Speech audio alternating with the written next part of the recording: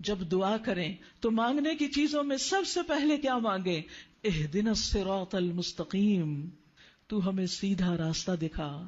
صراط مستقیم دکھا۔ مانگنے کی چیزوں میں سب سے بڑی چیز، سب سے پہلے مانگی جانے والی چیز ہدایت ہے۔ انسان کو رزق سے زیادہ ہدایت کی ضرورت ہے، کیونکہ اگر انسان کو ہدایت مل جاتی ہے تو اس کے اندر تقویٰ آ جاتا ہے، اور جب انسان کے اندر تقویٰ آ جاتا ہے تو پھر اس کے لیے رزق کے دروازے کھل جاتے ہیں، پھر رزق کی کمی نہیں ہوتی۔ اللہ سبحانہ وتعالیٰ کا وعدہ ہے وَمَن يَتَّقِ اللَّهَ يَجْعَل لَّهُ مَخْرَجًا، جو اللہ کا تقوی اختیار کرے گا اللہ سبحانہ وتعالیٰ اس کے لیے ہر مشکل سے نکلنے کا راستہ بنا دے گا، اس کے لیے ہر مشکل سے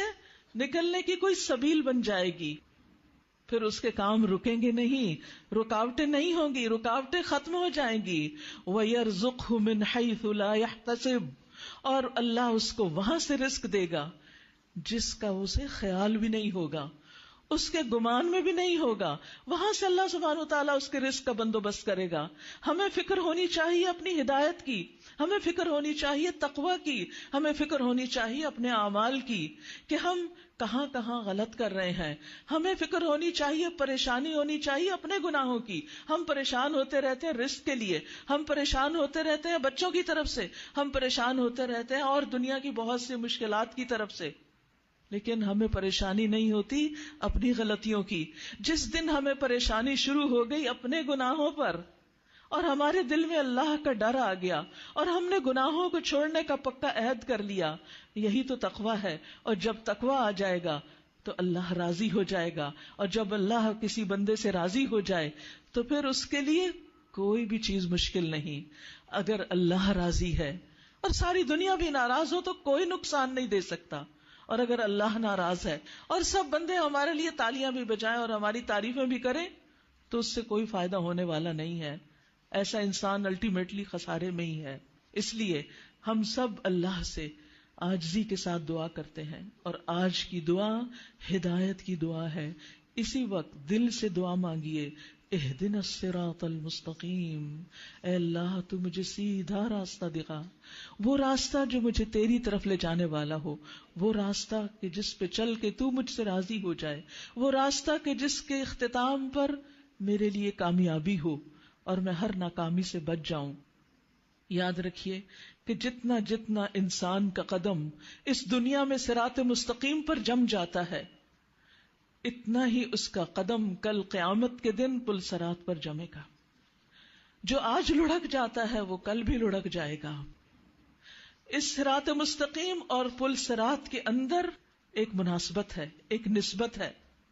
لہذا جب سیدھے رستے سے ادھر ادھر ہونے لگے تو پل صراط کو یاد رکھیں۔